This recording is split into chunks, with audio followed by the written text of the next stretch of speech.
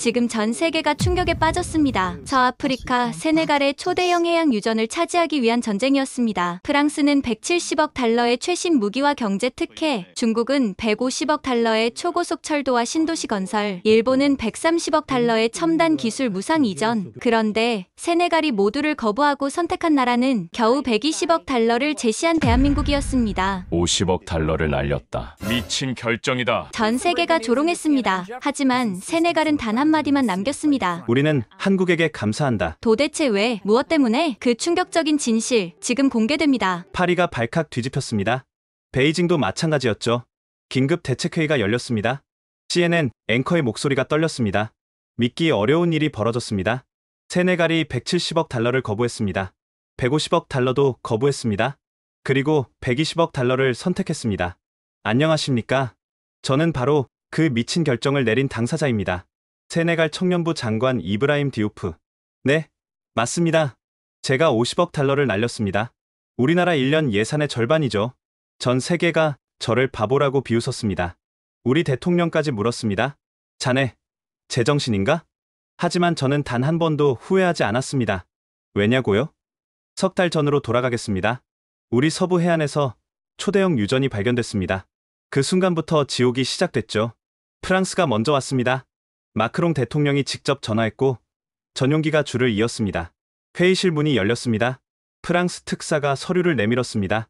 170억 달러, 현금. 즉시 지급. 숨이 멎었습니다. 추가로 최신 무기도 드립니다. 세네갈은 서명만 하면 됩니다. 간단하죠? 그 거만한 미소, 마치 우리를 거짓 취급하는 듯 했습니다. 다음은 중국이었습니다. 100명의 대표단. 공항이 마비됐죠. 150억 달러, 플러스 알파. 중국 특사가 태블릿을 꺼냈습니다. 3D 영상이 펼쳐졌습니다. 6개월 안에 다카르를 두바이로 만들어드립니다. 항만, 철도, 공항, 모든 것을. 하지만 한 가지 조건이 있었죠. 중국 노동자 10만 명이 필요합니다. 효율성을 위해서. 그때였습니다. 저희는 세네갈 사람들과 함께 일하고 싶습니다. 작은 목소리. 구석에 앉은 한국 대표단이었습니다. 겨우 10명. 초라했죠. 내각 회의가 열렸습니다. 50억 차이입니다. 50억. 재무부 장관이 소리쳤습니다. 10년을 모아도 못 모을 돈입니다. 모두가 고개를 끄덕였습니다. 답은 정해진 것 같았죠. 그날 밤, 저는 홀로 남았습니다. 세 나라의 제안서가 책상 위에 놓여 있었습니다. 프랑스 300페이지, 중국 500페이지, 한국은 겨우 50페이지. 한숨이 나왔습니다. 그런데 한국 제안서 첫 페이지를 넘기는 순간 손이 떨렸습니다.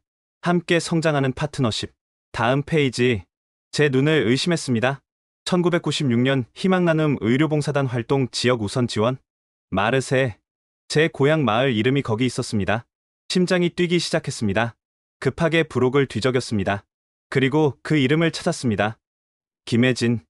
28년 전 기억이 폭포수처럼 쏟아졌습니다. 16살 소년. 파편이 박힌 다리. 그리고 무릎 꿇은 한국인 의사. 그때 깨달았습니다. 이건 단순한 사업이 아니라는 것을. 전 세계가 미쳤다고 해도 50억을 날린다고 욕해도 저는 한국을 선택해야 한다는 것을. 오늘 여러분께 제 인생을 송두리째 바꾼 한 나라, 대한민국에 대한 이야기를 들려드리고 싶습니다. 44살을 살아오면서 수많은 사람과 나라를 만났지만 이토록 깊은 인상을 남긴 곳은 없었습니다. 그것도 아주 작은 과자 하나로 시작된 이야기였죠. 지금 생각해봐도 참으로 신기한 일입니다. 어쩌면 운명이었을지도 모르겠습니다. 그 운명적인 만남이 오늘날 제가 내린 중대한 결정의 출발점이 되었으니까요. 청년부 장관이 된 지 3년째입니다. 세네갈의 미래를 책임질 젊은이들을 위해 일한다는 것은 큰 보람이지만 동시에 무거운 책임감을 느끼게 합니다. 특히 이번 해양유전 개발권 결정은 앞으로 수십 년간 우리 청년들의 삶을 좌우할 중대한 선택이었죠. 처음 한국이 입찰에 참여한다고 했을 때 솔직히 별 기대가 없었습니다. 삼성이나 LG 같은 기업들이 좋은 제품을 만든다는 건 알고 있었지만 국가 차원의 대규모 프로젝트는 다른 문제니까요.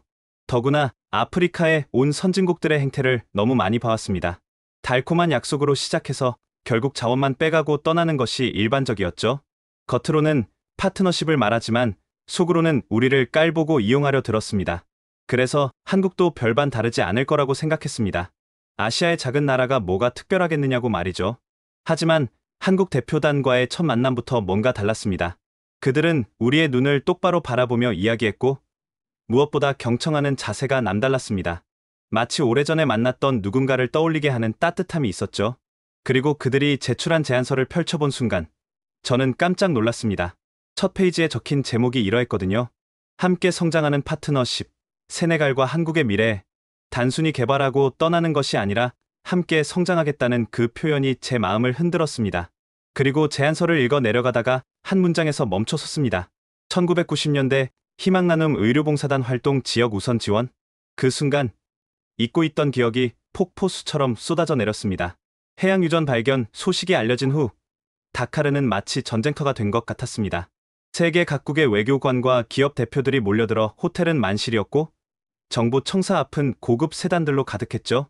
프랑스는 가장 먼저 그리고 가장 공격적으로 움직였습니다. 그들은 마치 이미 결정된 일인 양 행동했습니다. 프랑스 대통령이 직접 우리 대통령에게 전화를 걸어왔고 주요 언론들은 프랑스와의 협력이 당연한 수순이라고 보도했습니다. 세네갈은 프랑스어권 국가의 리더입니다. 우리와 함께라면 아프리카뿐 아니라 전 세계 프랑스어권 시장이 열릴 것입니다. 프랑스 경제장관은 화려한 프레젠테이션을 하며 장밋빛 미래를 그려 보였습니다. 170억 달러 투자, 최첨단 시추 기술, 정유시설 건설, 그리고 프랑스 대기업들의 대규모 투자 약속까지. 숫자만 보면 거부할 이유가 없었죠. 중국의 접근은 더욱 인상적이었습니다. 그들은 단순히 돈만 들고 온 것이 아니었습니다. 세네갈 전체를 바꿀 수 있는 마스터 플랜을 가져왔죠. 1대1로의 중심에 세네갈이 있습니다. 우리는 단순히 석유만 개발하는 것이 아니라 세네갈을 서아프리카의 두바이로 만들 것입니다. 중국 대표단은 3D 홀로그램으로 미래의 다카르를 보여주었습니다. 초고층 빌딩, 최첨단 항만, 고속철도가 연결된 신도시, 150억 달러와 함께 제시된 이 비전은 정말 매력적이었습니다. 반면 한국 대표단은 조용했습니다. 화려한 쇼 대신 진지한 대화를 원했고 거대한 숫자 대신 구체적인 실행 계획을 제시했습니다. 우리는 세네갈의 진정한 파트너가 되고 싶습니다. 함께 배우고 함께 성장하는 관계 말입니다. 한국 대표단장인 정상훈 대사는 차분하게 말했습니다. 그들의 제안은 다른 나라들과 확실히 달랐습니다. 첫째, 모든 기술을 이전하겠다고 했습니다.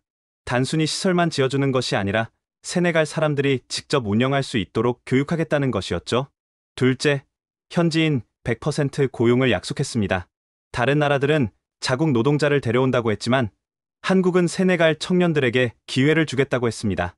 셋째, 그리고 가장 놀라웠던 것은 석유 수익의 30%를 교육기금으로 조성하자는 제안이었습니다. 미래 세대를 위한 투자라고 했죠. 재무부 장관은 코웃음을 쳤습니다. 120억 달러? 프랑스보다 50억이나 적습니다.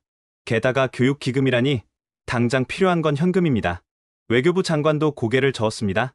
한국은 아프리카에서의 경험이 부족합니다. 프랑스나 중국처럼 검증된 파트너를 선택해야 합니다. 회의실의 분위기는 이미 프랑스나 중국 쪽으로 기울어져 있었습니다. 하지만 저는 뭔가 놓치고 있다는 느낌이 들었습니다. 그래서 한국 제안서를 다시 꼼꼼히 읽기 시작했죠. 그때 발견한 것이 바로 그 문장이었습니다. 1990년대 의료봉사단 활동 지역 우선 지원? 순간 머릿속에서 잊고 있던 이름이 떠올랐습니다. 김혜진. 그 이름과 함께 28년 전의 기억이 생생하게 되살아났습니다. 한국 제안서를 더 자세히 들여다보니 다른 나라들과는 확실히 달랐습니다. 프랑스와 중국이 화려한 숫자와 거대한 비전을 내세웠다면 한국은 구체적이고 실질적인 계획을 제시했습니다. 세네갈 청년 1000명을 한국으로 초청해 석유 시추 기술부터 정유 공정, 경영 관리까지 체계적으로 교육하겠습니다. 단순한 연수가 아니라 한국 전문가와 1대1 멘토링을 통해 진짜 전문가로 키워내겠습니다. 정상훈 대사는 열정적으로 설명했습니다. 그는 세네갈 청년들이 단순 노동자가 아닌 미래의 리더가 되어야 한다고 강조했습니다. 우리도 60년 전에는 세계 최빈국이었습니다. 하지만 교육의 힘으로 오늘날의 한국을 만들었습니다. 그 경험과 노하우를 세네갈과 나누고 싶습니다. 특히 인상적이었던 것은 한국이 제시한 단계별 자립 계획이었습니다. 처음 5년은 한국 전문가들이 주도하지만 10년 후에는 세네갈 인력이 50%, 20년 후에는 완전히 세네갈이 독립적으로 운영할 수 있도록 한다는 것이었죠. 우리의 목표는 세네갈이 우리를 필요로 하지 않게 되는 것입니다. 진정한 파트너십은 상대방의 자립을 돕는 것이라고 믿습니다. 이 말을 들었을 때 저는 깊은 감동을 받았습니다. 지금까지 만난 어떤 나라도 이런 말을 한 적이 없었거든요. 모두가 영원히 우리를 의존하게 만들려고 했습니다. 하지만 정부 내부의 반응은 여전히 차가웠습니다. 경제부 차관은 즉각적인 현금이 필요하다며 프랑스 안을 지지했고, 산업부는 중국의 인프라 건설이 더 매력적이라고 주장했습니다. 한국이 아무리 좋은 말을 해도 결국은 자기들 이익을 위한 것 아닙니까? 차라리 우리가 잘 아는 프랑스나 중국과 하는 게 안전합니다. 국무총리의 말에 많은 장관들이 고개를 끄덕였습니다.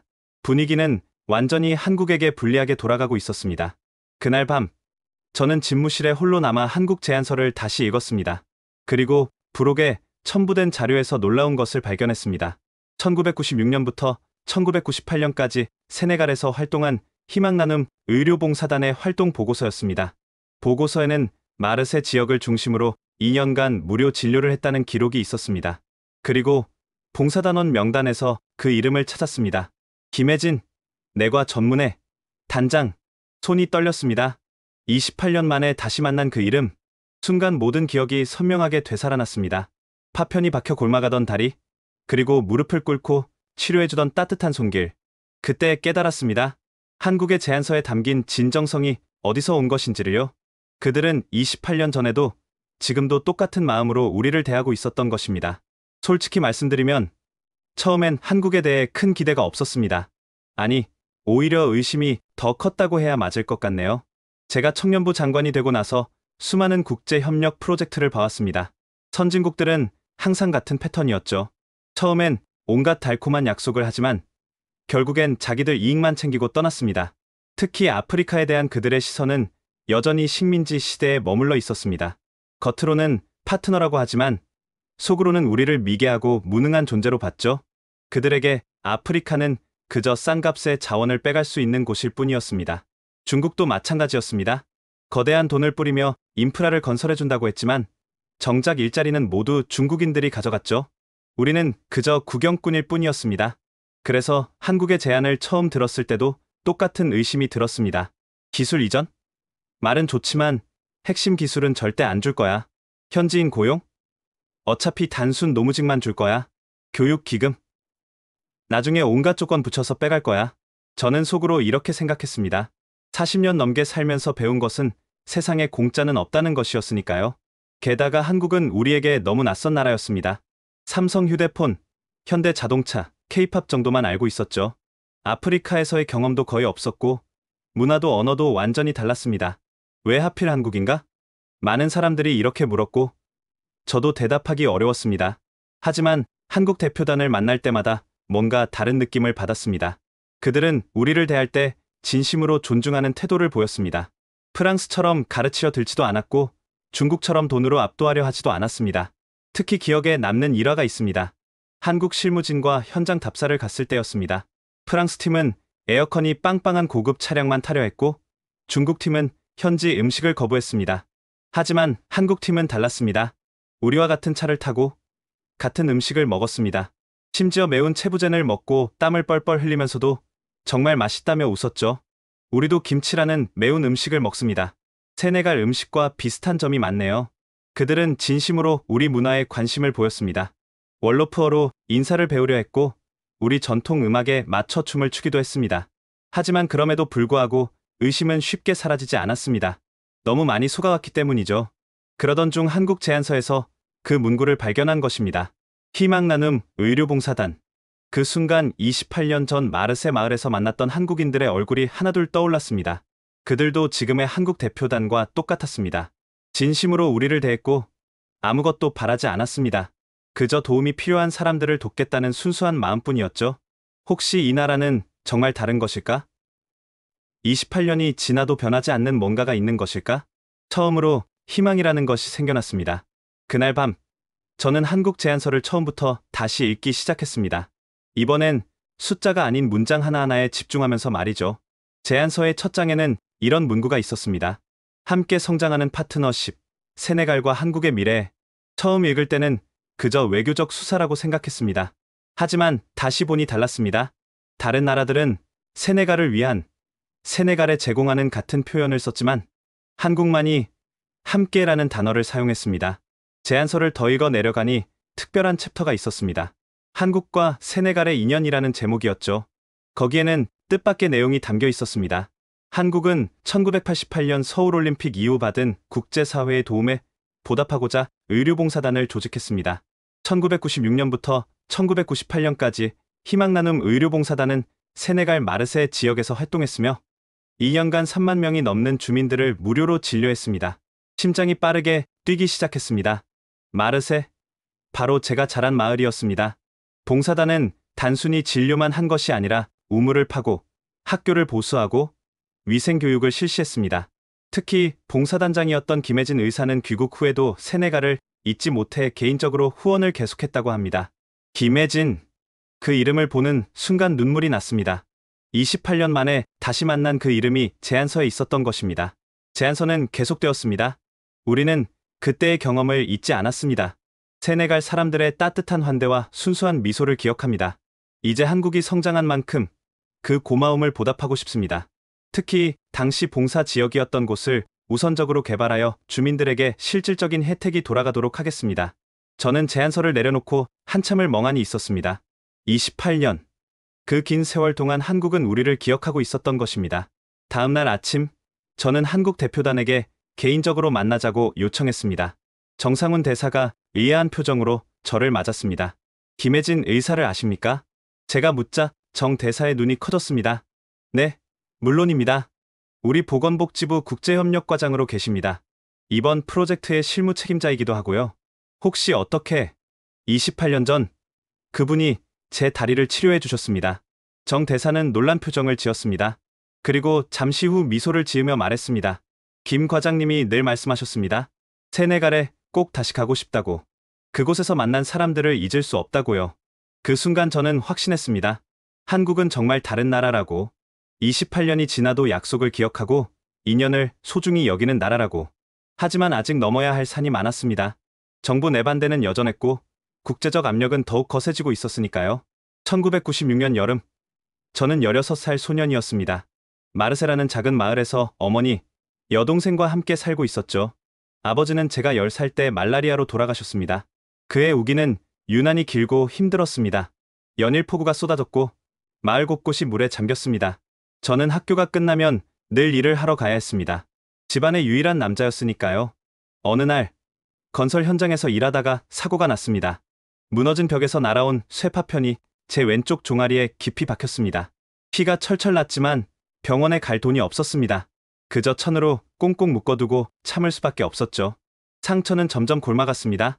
열이 나고 다리가 퉁퉁 부어올랐습니다. 걷기도 힘들어졌지만 일을 쉴 수는 없었습니다.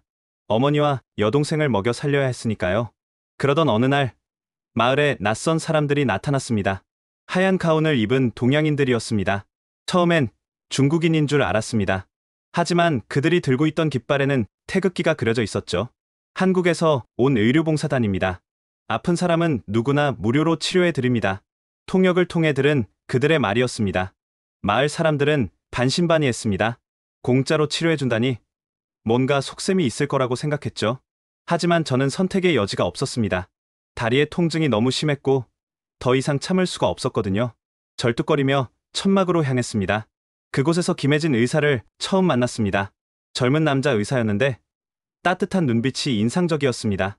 제 다리를 보자마자 표정이 심각해졌습니다. 이런, 큰일 날 뻔했네요. 왜 이렇게 될 때까지 참았어요? 통역의 말을 들으며 저는 고개를 숙였습니다. 돈이 없어서라고는 차마 말하지 못했죠.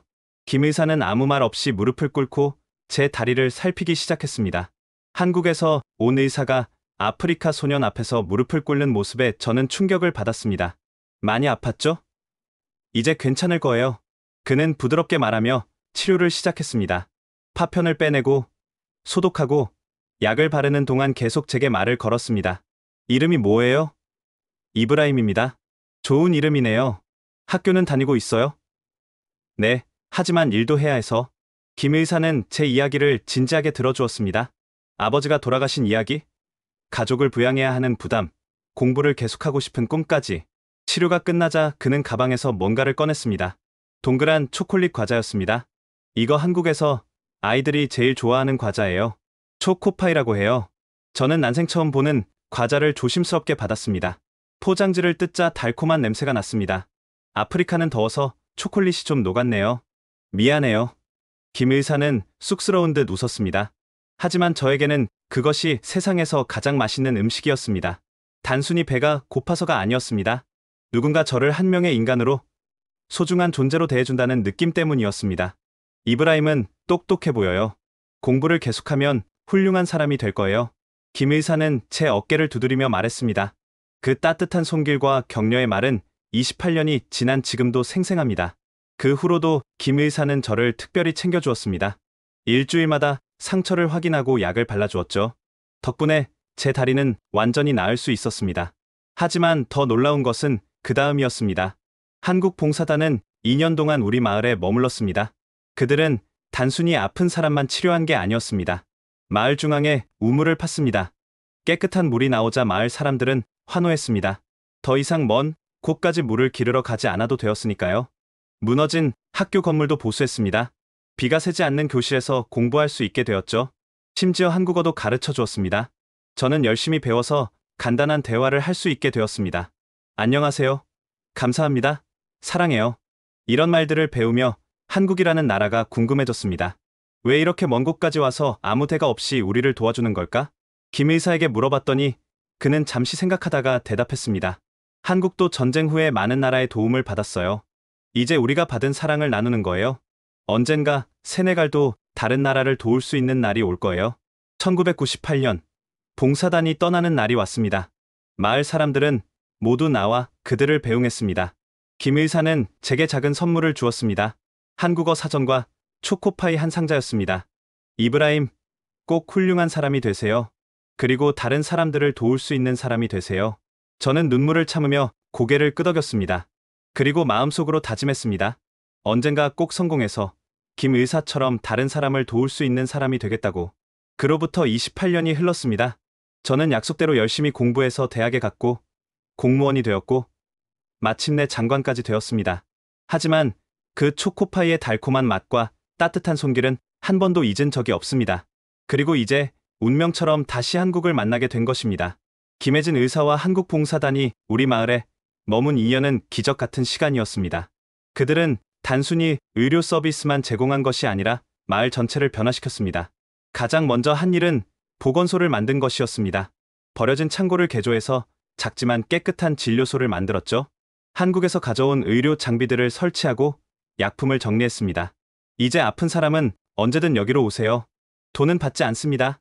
김 의사의 말에 처음엔 마을 사람들도 반신반의했습니다. 하지만 정말로 돈을 받지 않자 점점 더 많은 사람들이 찾아왔습니다. 말라리아, 결핵, 영양실조, 각종 외상까지. 그들은 모든 환자를 성심성의껏 치료했습니다. 특히 인상적이었던 것은 예방교육이었습니다. 봉사단원들은 마을 곳곳을 다니며 위생교육을 했습니다. 손 씻기의 중요성, 모기장 사용법, 깨끗한 물의 중요성 등을 가르쳤죠. 병에 걸리고 나서 치료하는 것보다 예방하는 것이 더 중요해요. 그들은 이 말을 늘 강조했습니다. 처음엔 귀찮아하던 마을 사람들도 점차 그 중요성을 깨닫기 시작했습니다. 우물 파기 프로젝트는 마을의 삶을 완전히 바꿔놓았습니다. 한국 봉사단은 전문가를 초청해 지하수를 찾고 마을 사람들과 함께 우물을 팠습니다. 물이야, 물이 나오고 있어. 첫 물이 솟아오르던 날, 마을 전체가 축제 분위기였습니다. 여인들은 더 이상 몇 킬로미터를 걸어 물을 기르러 가지 않아도 되었고, 아이들은 깨끗한 물을 마실 수 있게 되었습니다. 교육에 대한 열정도 대단했습니다. 무너져가던 학교 건물을 보수하는 것에서 시작해 책걸상을 만들고 칠판을 설치했습니다. 한국에서 가져온 연필과 공책을 아이들에게 나눠주었죠. 더 놀라운 것은 방과 후 수업이었습니다. 봉사단원들은 자발적으로 아이들을 가르쳤습니다. 수학, 과학, 영어는 물론 한국어까지. 저도 그 수업에 열심히 참여했습니다. 이브라임은 정말 머리가 좋네요. 한국어도 금방 배우고 간호사였던 박선영 씨는 늘 저를 격려해 주었습니다. 그녀는 특히 여자아이들의 교육에 관심이 많았습니다. 세네갈도 한국처럼 여자아이들이 마음껏 공부할 수 있어야 해요. 교육받은 여성이 많아져야 나라가 발전해요. 그녀의 노력으로 많은 여자아이들이 학교에 다니기 시작했습니다. 부모들을 설득하고 생리대 같은 필수품을 지원하며 여자아이들이 안심하고 공부할 수 있는 환경을 만들었죠. 봉사단은 마을의 경제 발전에도 관심을 기울였습니다. 재봉틀을 들여와 여성들에게 옷 만드는 기술을 가르쳤고 농업 전문가를 초청해 더 나은 농사법을 전수했습니다. 원조가 아닌 자립이 중요합니다. 스스로 일어설 수 있도록 돕는 것이 진정한 봉사예요. 김 의사는 늘 이 점을 강조했습니다. 그래서 그들은 단순히 물건을 나눠주는 것이 아니라 기술을 가르치고 스스로 할 수 있는 능력을 키워주려 노력했습니다. 2년이라는 시간 동안 그들이 우리에게 준 것은 단순한 물질적 도움이 아니었습니다. 희망이었고 꿈이었고 미래였습니다. 특히 저 같은 젊은이들에게는 더 넓은 세상을 보여준 창문이었죠. 한국도 50년 전에는 세네갈보다 가난했어요. 하지만 교육의 힘으로 이만큼 성장했죠. 세네갈도 할 수 있어요. 봉사단원들은 한국의 발전 과정을 자주 이야기해 주었습니다. 전쟁의 폐허에서 일어선 나라, 원조를 받던 나라에서 원조를 주는 나라가 된 기적, 그 이야기들은 우리에게 큰 영감을 주었습니다.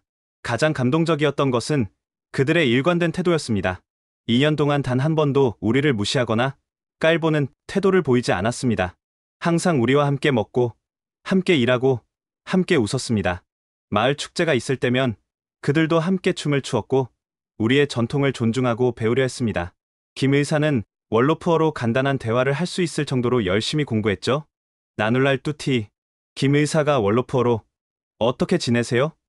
라고 인사하면 마을 어른들은 크게 웃으며 그를 안아주었습니다. 1998년 여름, 드디어 이별의 시간이 왔습니다. 2년의 봉사 기간이 끝난 것입니다. 마을 사람들은 모두 나와 그들을 배웅했습니다. 많은 사람들이 울었고 아이들은 가지 말라고 매달렸습니다. 우리는 떠나지만 인연은 계속될 거예요. 여러분이 스스로 일어설 수 있을 거라 믿어요. 김 의사의 마지막 인사말이었습니다. 그리고 저에게 개인적으로 다가와 말했습니다. 이브라임, 내가 준 초코파이 기억하지? 언젠가 너가 다른 사람에게 그런 달콤함을 나눠줄 수 있는 사람이 되길 바라. 저는 그 말을 가슴 깊이 새겼습니다. 그리고 28년이 지난 지금 그 약속을 지킬 기회가 온 것입니다.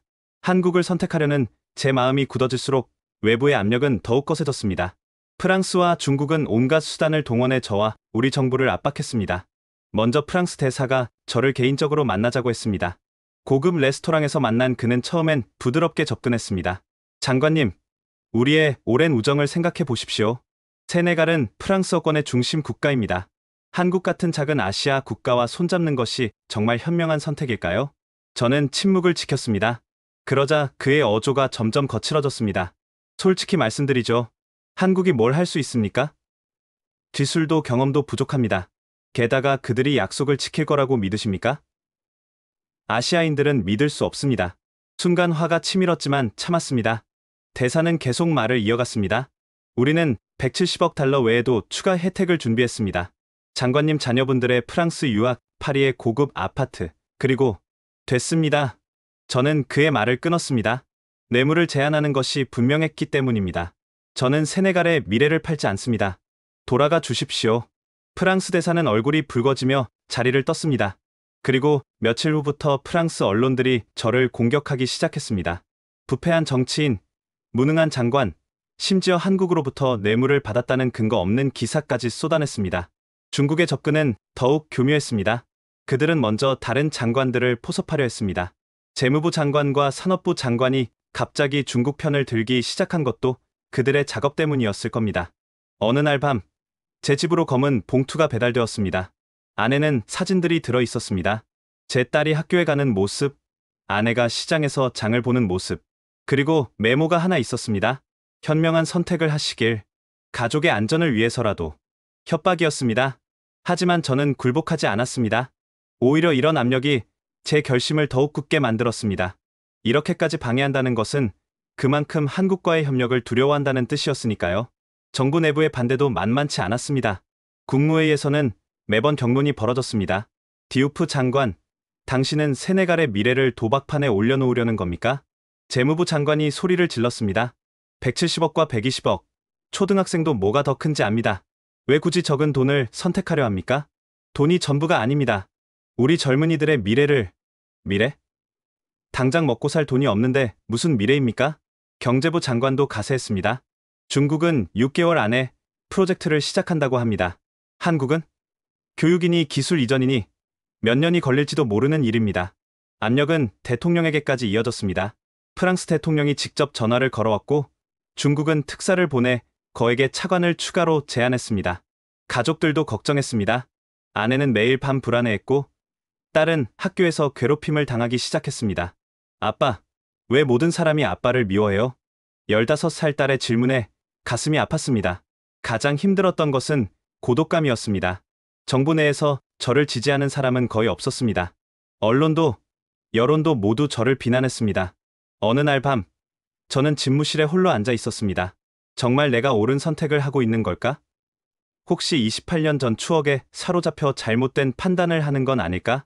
그때 서랍 속에 넣어둔 한국 제안서가 눈에 들어왔습니다. 다시 한번 펼쳐보니 한 문장이 유독 눈에 띄었습니다. 진정한 발전은 사람에 대한 투자에서 시작됩니다. 순간 김혜진 의사의 얼굴이 떠올랐습니다.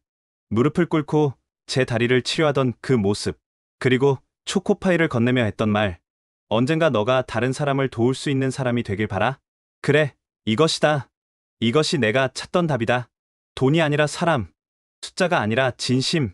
그것이 28년 전 한국이 우리에게 보여준 것이고 지금도 변하지 않은 그들의 철학이다. 저는 다시 용기를 냈습니다. 압력이 거세질수록 제 신념은 더욱 단단해졌습니다. 압력이 최고조에 달했을 때 저는 한국 대표단과 다시 한번 깊은 대화를 나누기로 했습니다. 이번엔 공식적인 자리가 아닌 편안한 분위기에서 진솔한 이야기를 나누고 싶었습니다. 정상훈 대사와 실무진 몇 명을 제 개인 사무실로 초대했습니다. 세네갈 전통차인 아타야를 준비하고 편안하게 둘러앉았습니다. 대사님, 솔직히 묻겠습니다. 왜 세네갈입니까? 아프리카에는 더 크고 자원이 풍부한 나라들이 많은데 왜 하필 우리나라에 이렇게 관심을 가지시는 겁니까? 정 대사는 잠시 생각하더니 미소를 지으며 대답했습니다. 장관님은 왜 친구를 사귀십니까? 그 친구가 부자라서? 힘이 세서? 아니죠. 마음이 통하기 때문입니다. 국가 관계도 마찬가지라고 생각합니다. 옆에 있던 경제 참사관이 보충 설명을 했습니다. 사실 저희도 28년 전 의료봉사단의 기록을 찾아봤습니다. 당시 봉사단원들이 남긴 일기와 보고서를 읽으면서 많은 것을 느꼈습니다. 특히 세네갈 사람들의 따뜻한 환대와 순수함에 대한 이야기가 많았어요. 정 대사가 다시 말을 이었습니다. 한국은 1950년대의 전쟁으로 모든 것을 잃었습니다. 하지만 국제사회의 도움으로 다시 일어설 수 있었죠. 특히 교육에 대한 투자가 오늘날의 한국을 만들었습니다. 우리는 그 경험을 세네갈과 나누고 싶습니다. 단순히 돈을 주고 자원을 가져가는 관계가 아니라 함께 성장하는 진정한 파트너가 되고 싶은 겁니다. 저는 더 구체적인 질문을 던졌습니다. 하지만 주주들이나 국민들이 반대하면 어떻게 하시겠습니까?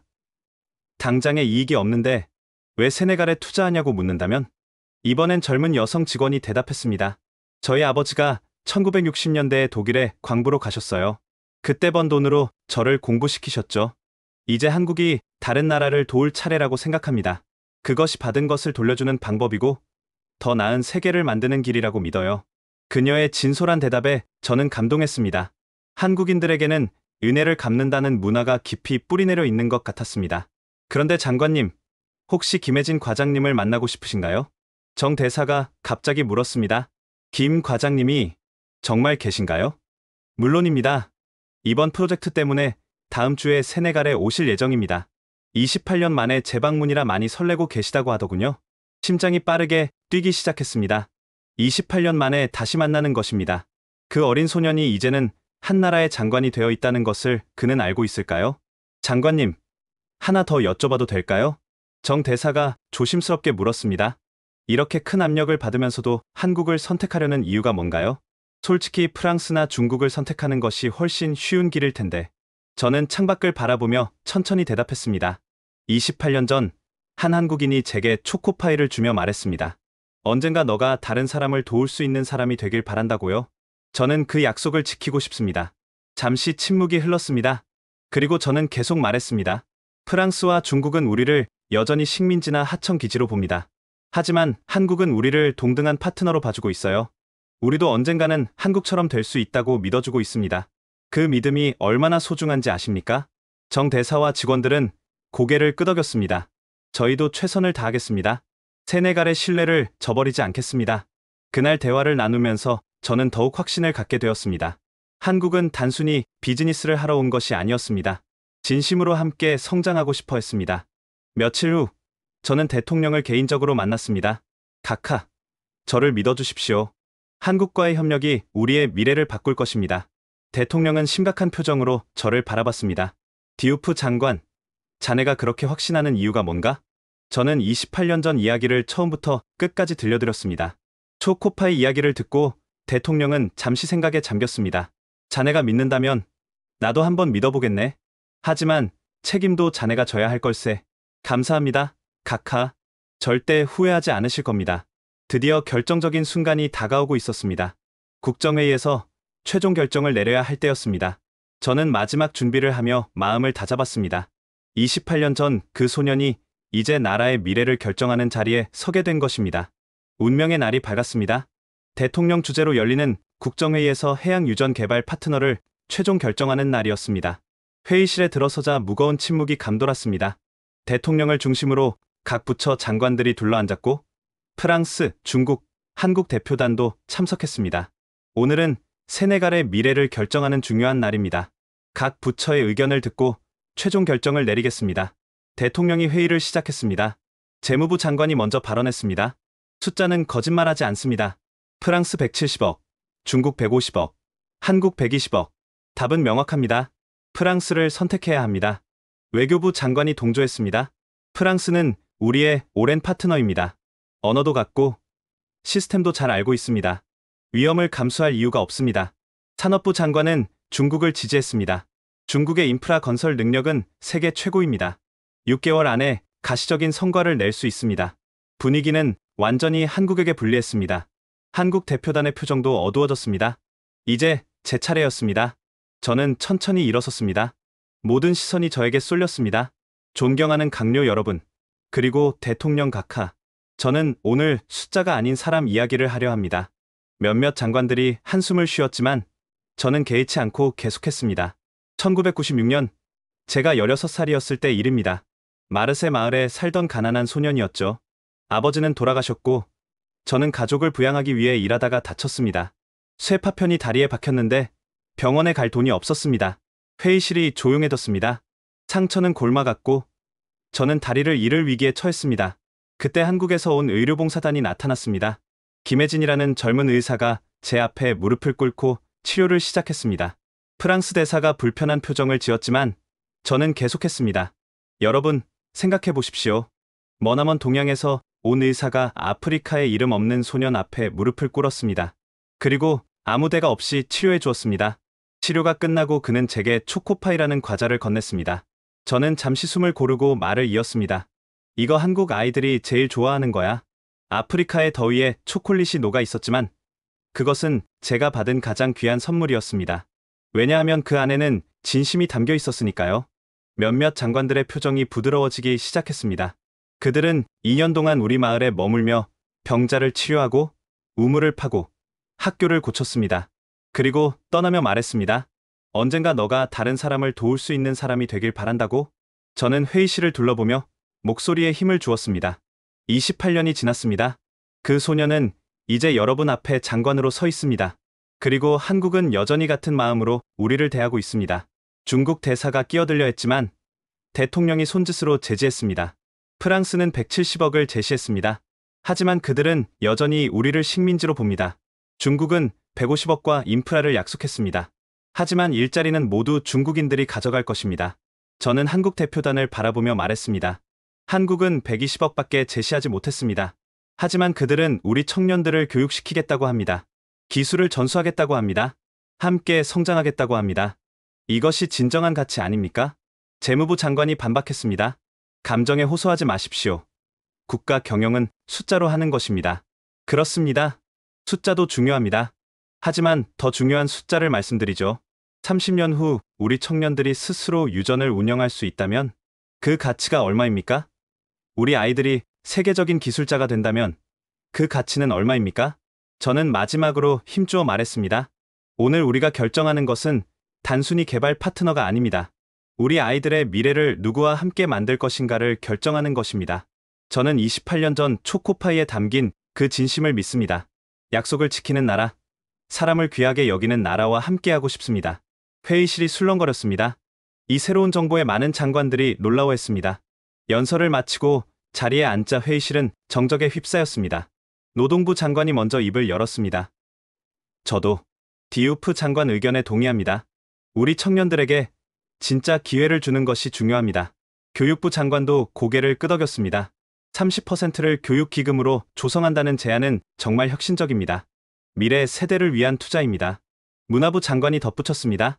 같은 조상을 가진 형제 나라와 협력한다는 것은 역사적으로도 의미가 깊습니다. 분위기가 서서히 바뀌기 시작했습니다. 프랑스와 중국 대사의 표정은 점점 어두워졌습니다. 대통령이 마침내 입을 열었습니다. 나도 어린 시절 가난했소. 누군가의 도움으로 공부할 수 있었고 오늘 이 자리까지 왔소. 이제 우리가 그런 기회를 만들어줄 때인 것 같소. 그는 잠시 멈췄다가 선언했습니다. 세네갈은 한국을 파트너로 선택합니다. 순간 회의실이 술렁였습니다. 한국 대표단은 감격한 표정을 지었고 프랑스와 중국 대사는 황급히 자리를 떴습니다. 저는 눈물을 참으며 한국 대표단을 바라봤습니다. 28년 전 그 초코파이가 마침내 열매를 맺는 순간이었습니다. 국정회의가 끝난 후 저는 한국 대표단과 함께 자리를 옮겼습니다. 이제 구체적인 실행 계획을 논의해야 했습니다. 하지만 그보다 먼저 나누고 싶은 이야기가 있었습니다. 정 대사님, 오늘 저희가 내린 결정이 옳다는 것을 증명해 주실 거라 믿습니다.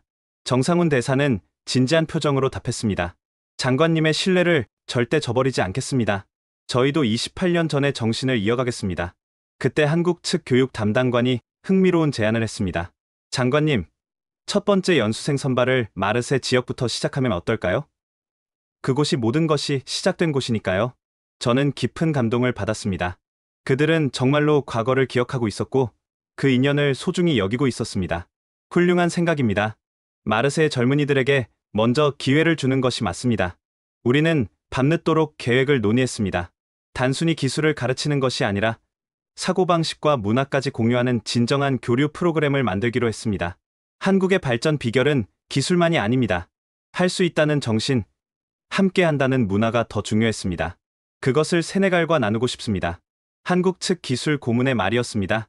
며칠 후 협력 협정의 세부 사항이 발표되었습니다.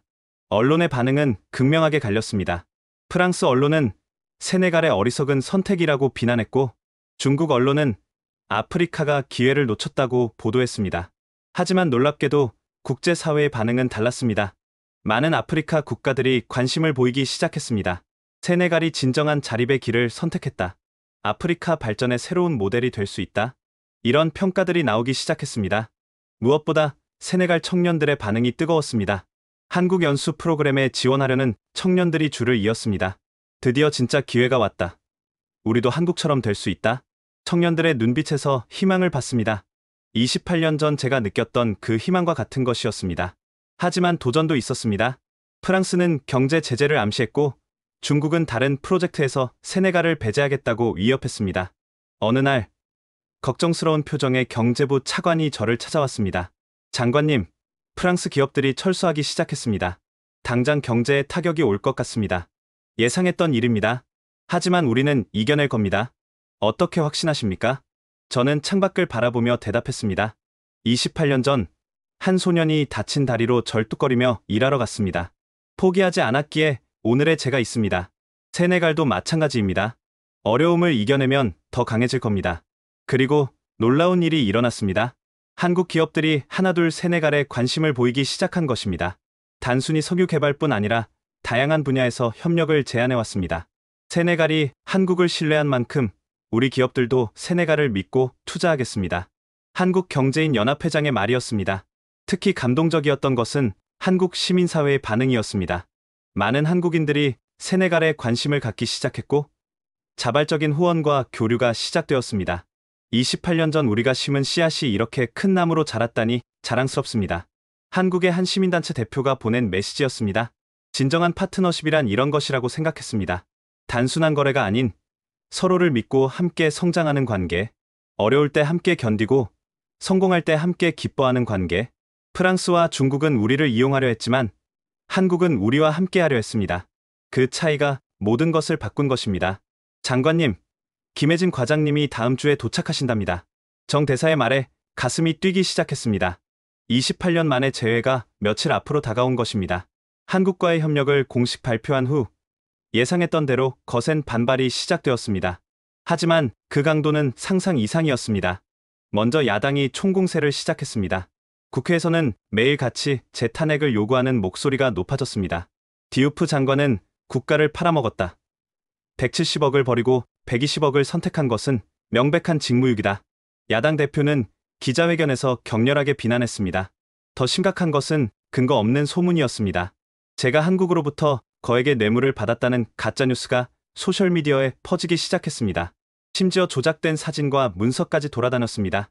어느 날 아침 집 앞에 시위대가 몰려왔습니다. 배신자, 프랑스를 버린 대가를 치르게 될 것이다. 중국의 돈을 거부한 바보. 경찰이 출동했지만 시위는 계속되었습니다. 아이들은 학교에 가기 무서워했고 아내는 시장에 가는 것조차 두려워했습니다. 여보, 정말 괜찮은 거예요? 우리 가족이 위험한 건 아니에요. 아내의 걱정스러운 목소리에 가슴이 아팠습니다. 하지만 물러설 수는 없었습니다. 괜찮아. 시간이 지나면 모두가 이해할 거야. 우리는 옳은 일을 하고 있어. 하지만 상황은 더욱 악화되었습니다. 프랑스 기업들이 실제로 철수하기 시작했고 실업률이 일시적으로 상승했습니다. 언론은 이를 빌미로 저를 더욱 공격했습니다. 디우프의 선택으로 수천 명이 일자리를 잃었다. 한국이라는 미끼에 속아 나라를 망쳤다. 심지어 일부 동료 장관들도 등을 돌렸습니다. 재무부 장관은 공개적으로 저를 비판했습니다.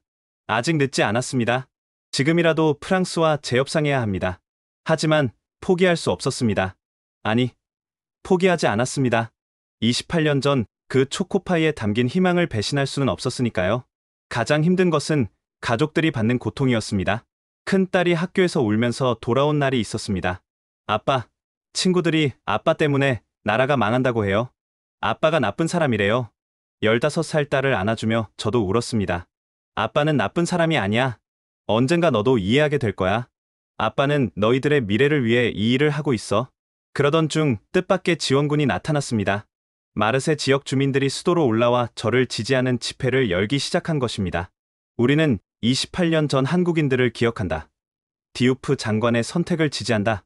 특히 당시 한국 의료진에게 치료받았던 사람들이 나서서 증언했습니다. 한국인들은 진심으로 우리를 도왔다. 그들은 약속을 지키는 사람들이다.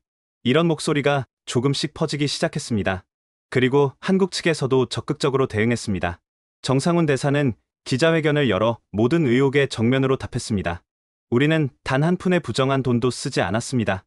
모든 과정은 투명하게 진행되었고 원한다면 모든 자료를 공개하겠습니다. 한국 정부도 공식적으로 세네갈 지원을 약속했습니다. 대통령 특사가 세네갈을 방문해 추가 지원을 발표했습니다. 어려움을 함께 이겨내는 것이 진정한 친구입니다. 한국은 세네갈과 끝까지 함께하겠습니다. 서서히 분위기가 바뀌기 시작했습니다. 일부 지식인들과 시민단체가 저를 지지하기 시작했고 젊은이들 사이에서는 한국에 대한 관심이 높아졌습니다. 무엇보다 첫 번째 한국 연수생들이 선발되면서 희망의 불씨가 타오르기 시작했습니다. 우리가 한국에서 배운 기술로 세네갈을 바꾸겠습니다. 젊은이들의 당찬 포부가 조금씩 여론을 바꾸기 시작했습니다. 그리고 드디어 김혜진 과장이 세네갈에 도착하는 날이 왔습니다. 마침내 역사적인 날이 왔습니다. 한국 세네갈 미래 동반자 협정을 체결하는 날이었습니다. 수도 다카르의 국제회의장은 각국 취재진과 외교관들로 가득했습니다. 무엇보다 저를 설레게 한 것은 김혜진 과장이 한국 대표단의 일원으로 참석한다는 사실이었습니다. 28년 만에 재회를 앞두고 밤잠을 이루지 못했습니다. 행사장에 들어서자 수많은 카메라 플래시가 터졌습니다. 세계의 이목이 집중된 가운데 저는 당당하게 걸어갔습니다. 이제 더 이상 의심하거나 두려워하지 않았습니다. 협정식이 시작되기 전 한국 대표단과 인사를 나누는 시간이 있었습니다. 그리고 드디어 그를 만났습니다. 이브라임? 정말 이브라임이 맞나요? 머리가 희끗해진 중년의 남자가 놀란 표정으로 저를 바라보고 있었습니다. 김혜진 과장이었습니다. 네, 김 선생님. 28년 만입니다. 우리는 말없이 서로를 끌어안았습니다. 주변의 플래시 세례도 웅성거리는 소리도 들리지 않았습니다. 그저 28년 전 그날로 돌아간 것 같았습니다. 세상에, 그 어린 소년이 장관이 되었다니 정말 약속을 지켰구나. 김 과장의 눈에 눈물이 맺혔습니다. 선생님 덕분입니다. 선생님이 주신 희망 덕분에 여기까지 올 수 있었습니다. 잠깐의 재회 인사 후 공식 행사가 시작되었습니다. 세네갈 대통령과 한국 특사가 협정서에 서명했습니다. 그 순간 우레와 같은 박수가 터져 나왔습니다. 협정의 주요 내용은 다음과 같았습니다. 첫째, 한국은 향후 30년간 총 120억 달러를 투자한다. 둘째, 모든 핵심 기술을 단계적으로 이전한다. 셋째, 현장 인력의 100%를 세네갈인으로 고용한다. 넷째, 매년 1000명의 청년을 한국으로 초청해 기술 교육을 실시한다. 다섯째, 석유 수익의 30%를 교육기금으로 조성한다. 여섯째, 세네갈 최초의 기술대학교를 설립한다. 일곱째, 재생에너지 산업단지를 조성한다. 서명식이 끝난 후 제가 연설을 했습니다. 오늘은 세네갈이 진정한 자립을 향해 첫 발을 내딛는 날입니다. 우리는 더 이상 원조의 대상이 아닌 성장의 주체가 될 것입니다. 그리고 김혜진 과장을 바라보며 말했습니다. 28년 전 한 한국인이 제게 가르쳐준 것이 있습니다. 진정한 도움은 물고기를 주는 것이 아니라 물고기 잡는 법을 가르치는 것이라고. 오늘 한국은 그 약속을 지키고 있습니다. 한국 특사도 감동적인 연설을 했습니다. 한국은 세네갈의 잠재력을 믿습니다. 우리가 걸어온 길을 세네갈도 걸을 수 있고 어쩌면 더 멀리 갈 수도 있습니다. 우리는 그 여정을 함께하고 싶습니다. 협정식 후 리셉션에서 김 과장과 다시 만났습니다. 우리는 밤늦도록 이야기를 나누었습니다. 사실 세네갈을 잊은 적이 없어요. 그곳에서 보낸 2년이 제 인생에서 가장 보람 있는 시간이었거든요. 저도 선생님을 잊은 적이 없습니다. 그 초코파이의 달콤함도 따뜻한 손길도요. 김 과장은 미소를 지으며 가방에서 무언가를 꺼냈습니다. 초코파이 한 상자였습니다. 이번엔 녹지 않게 아이스박스에 넣어왔어요. 세네갈 아이들과 나눠 먹어요. 우리는 함께 웃었습니다. 그리고 저는 진심을 담아 말했습니다. 이제 세네갈이 받은 사랑을 다른 나라에 전할 차례입니다.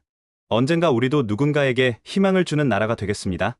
그날 밤 다카르의 하늘에는 축포가 터졌습니다. 새로운 시작을 알리는 축포였습니다. 프랑스와 중국은 끝까지 방해했지만 우리는 해냈습니다. 28년 전 작은 씨앗이 마침내 큰 나무로 자라난 것입니다. 협정식 다음 날 김혜진 과장과 저는 마르세 마을을 함께 방문하기로 했습니다. 28년 전 모든 것이 시작된 그곳으로 돌아가는 것이었습니다. 다카르에서 차로 3시간, 창밖 풍경을 보며 김 과장이 말했습니다. 많이 발전했네요. 그때는 비포장도로였는데 한국 봉사단이 떠난 후에도 마을 사람들이 힘을 합쳐 조금씩 발전시켰습니다. 선생님들이 심어준 희망 덕분이죠. 마을 입구에 도착하자 놀라운 광경이 펼쳐졌습니다. 마을 사람들이 모두 나와 우리를 기다리고 있었던 것입니다. 태극기와 세네갈 국기를 흔들며 환영했습니다. 김 선생님이 돌아왔어요. 노인이 된 마을 이장이 김 과장을 알아보고 껴안았습니다. 김 과장도 그를 기억했습니다. 아둘라예 씨, 건강하시네요. 정말 반갑습니다. 우리는 마을을 둘러봤습니다. 28년 전 한국 봉사단이 판 우물은 여전히 맑은 물을 내뿜고 있었고 보수한 학교 건물에서는 아이들이 공부하고 있었습니다. 가장 감동적인 것은 마을 중앙에 세워진 작은 기념비였습니다. 희망나눔 의료봉사단 감사비라고 적혀 있었습니다. 우리는 28년 동안 매년 이곳에서 감사 행사를 했습니다. 언젠가 김 선생님이 다시 오실 거라고 믿었거든요. 마을 이장의 말에 김 과장은 눈물을 흘렸습니다. 그때 한 중년 여성이 다가왔습니다. 김 선생님, 저 기억하세요? 말라리아로 죽을 뻔했던 아미나예요. 김 과장은 깜짝 놀랐습니다. 아미나? 정말 아미나가 맞아? 이렇게 건강하게 자랐구나. 선생님이 살려주신 덕분이에요. 저 이제 이 마을의 보건소에서 간호사로 일하고 있어요. 김 과장은 큰 보람을 느꼈습니다. 마을 학교를 방문했을 때는 더 큰 놀라움이 기다리고 있었습니다. 교실 벽에는 한글이 적혀 있었고 아이들이 한국어로 인사했습니다. 안녕하세요. 환영합니다. 어머, 한국어 교육을 계속하고 있었나요? 김 과장이 놀라서 물었습니다. 네. 선생님들이 남겨주신 교재로 계속 가르쳤습니다. 이제 한국과 협력하게 되었으니 더 열심히 배워야죠. 젊은 교사의 대답이었습니다. 오후에는 마을 회관에서 특별한 행사가 열렸습니다. 28년 전 한국 봉사단에게 치료받았던 사람들이 모두 모인 것입니다. 그들은 각자의 이야기를 들려주었습니다. 저는 결핵을 고쳤고 이제 마을의 교사가 되었습니다. 저는 다친 팔을 치료받고 지금은 농업 지도사로 일합니다. 저는 영양실조를 극복하고 이제 새 아이의 엄마가 되었습니다. 하나하나의 이야기가 기적 같았습니다. 김 과장과 한국 봉사단이 심은 씨앗이 이렇게 많은 열매를 맺었던 것입니다. 저녁에는 마을 전체가 축제를 열었습니다. 전통 음악과 춤, 그리고 음식, 28년 전처럼 다 함께 어울렸습니다. 김 과장이 준비해온 초코파이를 아이들에게 나눠주자 부모들이 아이들에게 말했습니다. 이 과자에는 특별한 의미가 있단다. 희망과 사랑이 담겨 있지. 밤늦게까지 이어진 축제가 끝나고 김 과장과 저는 조용히 이야기를 나눴습니다. 이브라임, 정말 자랑스럽네. 약속을 지켰을 뿐 아니라 더 큰 일을 해냈구나. 선생님이 보여주신 길을 따라간 것뿐입니다. 이제 세네갈 전체가 이 마을처럼 변할 겁니다. 김 과장은 진지한 표정으로 말했습니다. 앞으로가 더 중요해. 많은 도전이 있을 거야. 하지만 이 마을 사람들처럼 희망을 잃지 않는다면 반드시 성공할 거야. 네, 선생님. 세네갈은 언젠가 다른 아프리카 국가들을 도울 수 있는 나라가 될 겁니다. 받은 사랑을 전하는 나라가 되겠습니다. 그날 밤, 마르세의 별이 유난히 밝게 빛났습니다. 28년 전 시작된 인연이 이제 두 나라의 미래를 밝히는 등불이 된 것입니다. 다음 날 아침, 김 과장이 떠나기 전에 말했습니다. 이제 시작이야. 자주 오갈 거니까 또 만나자. 그리고 이브라임, 정말 고마워. 내가 뿌린 씨앗을 이렇게 키워줘서. 저야말로 감사합니다. 선생님이 주신 희망이 없었다면 지금의 저도, 지금의 세네갈도 없었을 겁니다. 우리는 다시 한번 포옹했습니다. 이번엔 이별이 아닌 새로운 시작을 위한 포옹이었습니다. 김혜진 과장이 떠난 후 저는 깊은 생각에 잠겼습니다. 28년이라는 시간을 돌아보니 정말 놀라운 여정이었습니다. 작은 초코파이 하나가 어떻게 이런 거대한 변화를 만들어낼 수 있었을까요? 사실 초코파이 자체는 아무것도 아니었습니다. 작은 과자일 뿐이죠. 하지만 그 안에 담긴 마음이 특별했습니다. 낯선 땅에서 아픈 소년을 위해 자신의 것을 나눈 그 진심이 모든 것을 바꾼 것입니다. 저는 집무실로 돌아와 세네갈 청년들에게 보낼 메시지를 작성했습니다. 사랑하는 세네갈의 젊은이들에게 우리는 이제 새로운 여정을 시작합니다. 한국이라는 믿음직한 파트너와 함께 우리의 미래를 만들어갈 것입니다. 하지만 기억하십시오. 진정한 발전은 건물이나 기술이 아닌 사람에게서 나옵니다. 28년 전 한국인들이 우리에게 보여준 것처럼 서로를 존중하고 섬기는 마음이 있을 때 기적이 일어납니다. 여러분이 한국에서 배울 것은 단순한 기술이 아닙니다. 어려움을 극복하는 정신, 함께 성장하는 문화, 약속을 지키는 신뢰를 배우게 될 것입니다. 그리고 언젠가 여러분도 다른 누군가에게 희망을 전하는 사람이 되길 바랍니다. 받은 사랑을 나누는 것, 그것이 진정한 성공입니다. 메시지를 마치고 창밖을 바라봤습니다. 다카르의 스카이라인이 서서히 변하고 있었습니다. 한국 기업들이 속속 들어오고 젊은이들의 표정이 밝아지고 있었습니다. 물론 도전은 계속되었습니다. 프랑스와 중국의 견제는 여전했고 일부 보수층의 반대도 있었습니다. 하지만 이제는 두렵지 않았습니다. 우리에겐 진실한 파트너가 있었으니까요.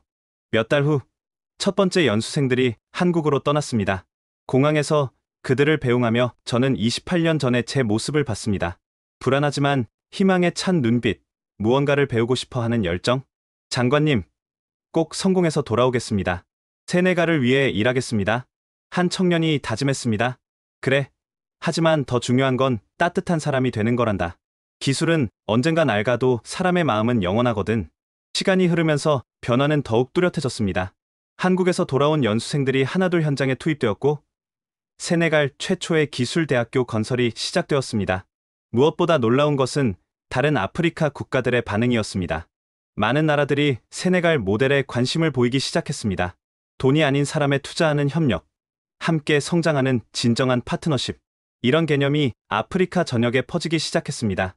어느 날 탄자니아 장관이 저를 찾아왔습니다. 우리도 한국과 협력하고 싶습니다. 어떻게 시작해야 할까요? 저는 미소를 지으며 대답했습니다. 먼저 신뢰를 쌓으세요. 그리고 기다리세요.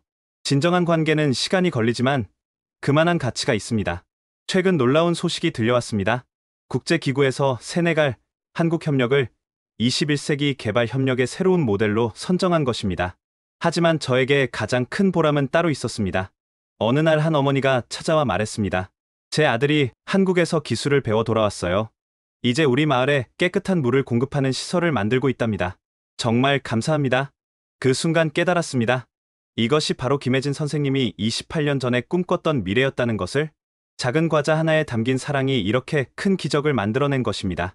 지금까지 세네갈 청년부 장관 이브라임 디우프의 놀라운 이야기를 들어보셨습니다.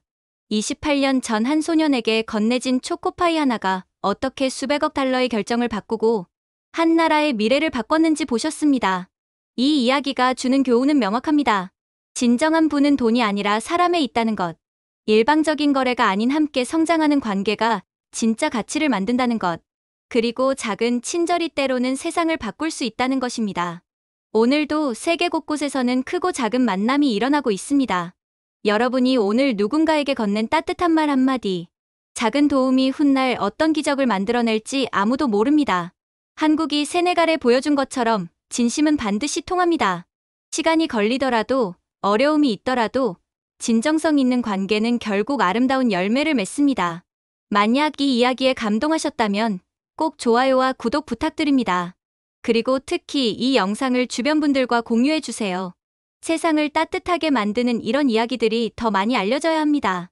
우리 모두가 서로에게 희망이 될 수 있다는 메시지를 함께 전파해주세요. 다음에도 더 감동적인 이야기로 찾아뵙겠습니다. 감사합니다. 지금까지 감동편지함이었습니다.